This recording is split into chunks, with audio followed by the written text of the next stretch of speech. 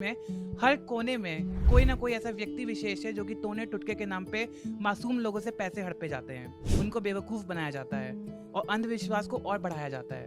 तो इस पे आपके क्या विचार हैं और इसको कैसे रोका जा सकता है? मेरा विचार तो बड़े सीधे शब्दों में कहो, मेरे विचार से बहुत गलत हो रहा है, रोक देना चाहिए। इसका ये जवाब नहीं है, ये बहुत सामान्य बात हो गई। मासूम लोगों को जब आप कहते हो तो मासूम जैसा कुछ नहीं होता। मासूम कोई नहीं है दुनिया में, सब स्वतंत्र हैं, सब अपने विचारों के मालिक हैं, उनकी स्वेच्छा है और वो स्वेच्छा से जा रहे हैं। जाना ही क्यों, किसको नहीं पता ये गलत है? कोई ना मासूम है ना कोई सामान्य है, समय है, काल है, वो संकट है जो उसको मजबूर कर रहा है। वेद ने लिखा, बोले असंभवम है मृगस्य जन्म तथापि रामो लुलभे मृगायाः। असंभव है सोने का मृग होना। सोने का मृग हो सकता है क्या? Living things, non living things एक ही जैसी बात है क्या? दोनों एक ही है क्या? ऐसा हो सकता है? लोहा चलने लगा, ऐसे कैसे? वो तो मशीन लगाई जाएगी, वो व्यवस्था की जाएगी, पर प्राण नहीं है उसमें, उसमें जान नहीं है। Living things, non living things दोनों अलग अलग है। एक धातु है, एक जीव है। धातु जीव पर कैसे पहुंची? ऐसा तो भगवान ने खुद बनाया ही नहीं है। असंभव है सोने का मृग होना, फिर भी क्या हुआ?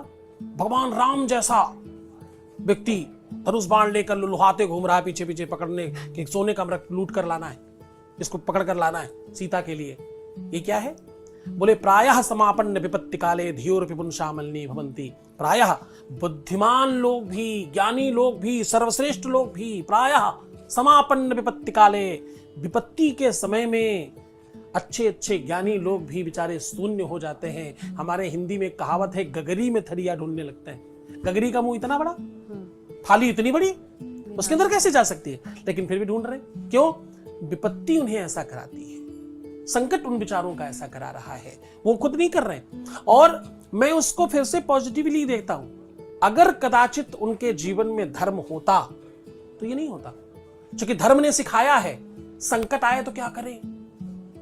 तांत्रिकों के पास नहीं भागे हैं। संकट आए तो धीरज, धर्म, मित्र और नारी आपत्तिकाल पर रखी हो चारी। पहले इन चारों का परीक्षण करो, इन चारों के पास देखो। सबसे पहला क्या है?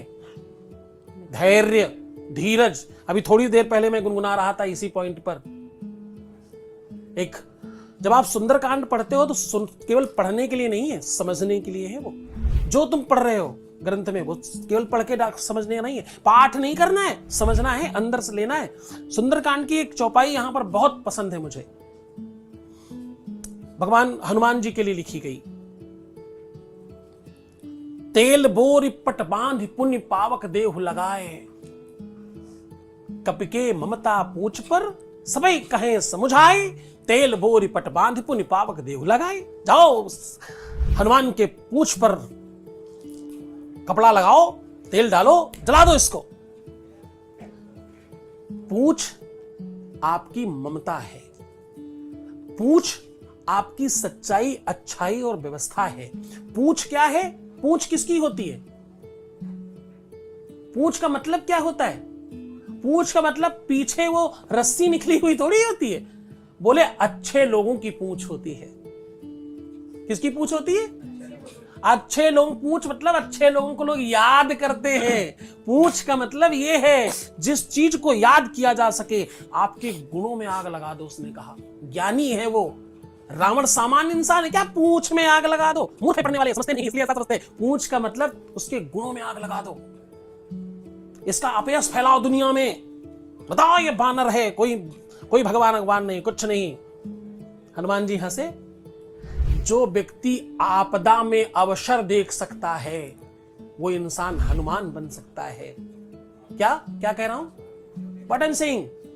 जो व्यक्ति आपदा में, आपदा मतलब भारी संकट है, चारों तरफ से घनघोर संकट, अब मैं क्या करूं, तांत्रिक के पास जाऊं क्या? नहीं, आपदा में अवसर देखो। चीर कर अंधेरे को उधर देखो, उजाला है। दूसरी तरफ देखने की क्षमता जिसमें है वो हनुमान है। हनुमान क्यों है? क्योंकि हनुमान बुद्धि नाम अग्रण्यम है, बुद्धिमानों में सबसे आगे खड़े होने वाले। हनुमान क्यों? क्योंकि वो अतुलित बलधामम है, दुनिया में सबसे बलशाली है, इसलिए हनुमान है। तो आप जब वो समझोगे आपदा में अवसर, तो आप नरेंद्र मोदी होंगे।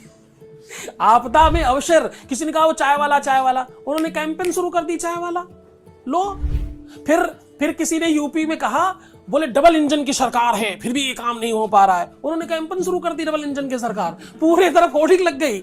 आप आपदा में अवसर ढूंढने का सामर्थ्य जुटा लें, तो आप समझना कि आपने रामायण के एक आध चौपाई पढ़ ली है, आपने समझ ली है। तांत्रिकों के पास, मांत्रिकों के पास जाने में बुराई नहीं है। तंत्र को लोगों ने गलत तरीके से इस्तेमाल किया है। तंत्र तो अरे बाप रे उत्कृष्ट भावना है।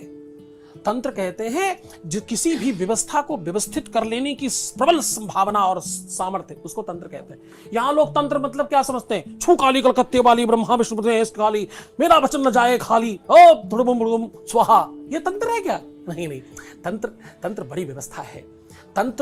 तंत्र वो है जिससे आज चिप्स बन रही है, जिससे कोडिंग हो रही है, उसको तंत्र कहते हैं। तंत्र छोटी चीज है क्या? तंत्र सामान्य चीज है क्या? ये देश सबसे बड़ी दिक्कत है, ज्ञानियों का होकर के सबसे बड़ा अज्ञानी हो गया। बस यही विडंबना है इस देश की। यहां से ज्ञान छिन गया, यहां से ज्ञान चला गया बाहर, इसलिए दिक्कत है।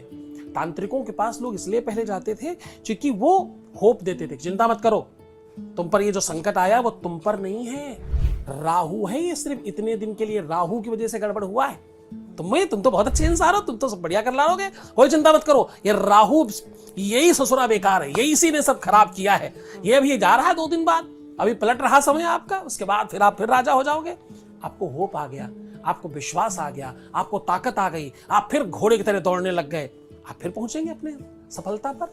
तो टोटका सकारात्मक चाहिए, नकारात्मक नहीं। मुर्गी काटो तो ठीक होएगा, बकरा काटो तो ठीक होएगा, और अगड़म बगड़म स्वाहा, ओ काला नीला पहन करके ये सबसे कहां होगा? ये तो मूर्ख बनाओ.com की प्रोडक्ट है। ये सारे प्रोडक्ट मूर्ख बनाओ.com से निकलते हैं, उधर ही मिलते हैं।